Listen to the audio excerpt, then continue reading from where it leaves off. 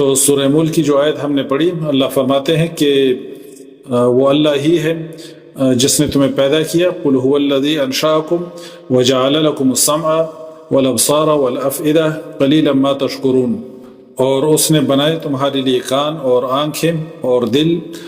بہت ہی کم تم شکر کرتے ہو۔ تو اللہ تعالیٰ کی ان نعمتوں پر اللہ تعالیٰ کا بہت شکر بھی ادا کرنا چاہیے، جو اللہ تعالیٰ نے